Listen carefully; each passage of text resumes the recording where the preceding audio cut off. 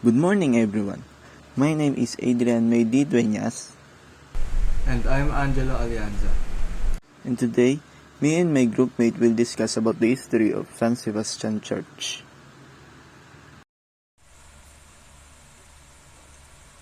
According to the image, during the year of 1621, a patron named Bernardino Castillo in Saint Sebastian, also known as a devout of 3rd century Roman martyr, donated the land where the church is currently standing. The church is only made of wood back in the day. That made the reason why it got burned down during the Chinese-Filipino in the year of 1651. The church got rebuilt using some bricks and woods, but it got destroyed again because of the repeatable disasters like earthquake and fire in the year of 1859, 1863, and 1880. In the year of 1880s, a parish priest of San Sebastian Church named Esteban Martinez requested to an architect named Genario Palacios to rebuild the church, but this time use a material that can withstand the disasters. The architect did not hesitate and accept the request of the priest. Use a material that can resist both earthquake and fire. And so, the result is so-called the San Sebastian Church, where it was made of iron. Everything in this church is made of iron, even its columns and walls are made of iron. It was also built not just to avoid damages from earthquakes, but also to avoid fire, which are common in the Philippines, and to prevent termites from eating and collapsing the structures. Though the church is surely durable, the main threat of the church is in its conservation, because rust is deteriorating the original steel structure. This church is very special to the Philippines because it has its own one-of-a-kind history, which is being purely made of steel and was built through an international collaboration with known names such as the Eiffel Tower's Gustave Eiffel. From Frenchmen being in charge of its flooring to Belgian engineers contributing with the completion of the church. The interiors were even hand-painted to look like stone and had wall paintings of statues and saints done by the Accademia de Dibujo, headed by Lorenzo Rocha, a multi-awarded painter.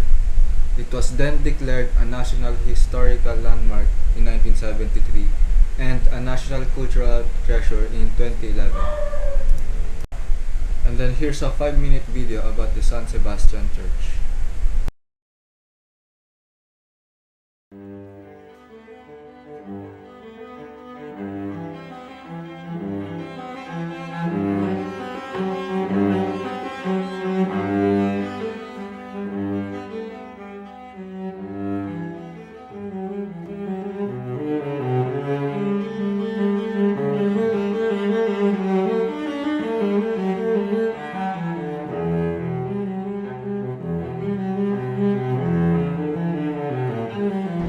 In the 1890s, 1888, they decided to build a church made of steel.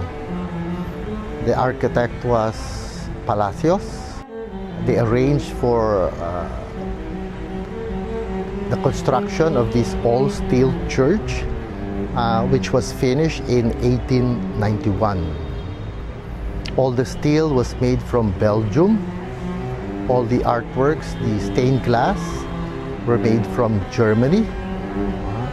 The Filipino artists were the ones who painted the walls and the ceilings to make it appear different from a steel, and it appears like it's marble with painted images of Augustinian saints. When the previous church to this was destroyed in 1880, and the minister of Public Works investigated the building, whether it is still solid.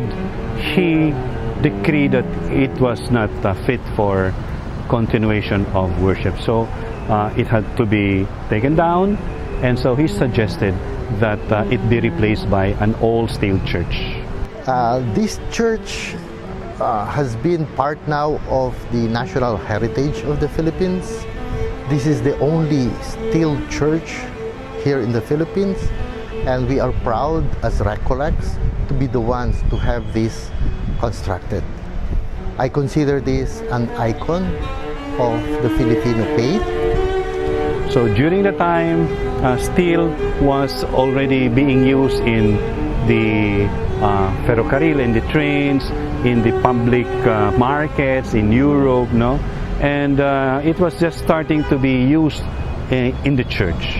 And so, on his suggestion, the friars eventually approved that this be made of steel or iron, more correctly, iron, so that it would withstand the earthquakes. It would also withstand the fires that are constant in the Philippines, and of course the so-called anay, the termite that eats the wood, that would also be rendered useless with this kind of building. This is the first shrine of Our Lady of Mount Carmel in the Philippines, in the whole Philippines. The first image was brought by the Recollects, gift of the Carmelite nuns in Mexico, and it arrived in the country in 1618 and enshrined in the former church. This is the fourth or fifth church in this place in 1621. So this is the center of the promotion of the Carmelite devotion for about 300 years. Before the Carmelites actually came, they came at the end of the 19th or early 20th century. We were the ones who were propagating the Carmel devotion. We are undertaking a 10-year program of restoration for the church. Rust has been a problem and is trying to deteriorate the original steel structure. We are trying to prevent that, to address the issue and restore the church to its original beauty. And in the process, this is where the Filipinos come together and bond with one faith, to work together to make sure that this church is conserved, well preserved for the future generation of Catholics, especially here in Quiapo, in our parish.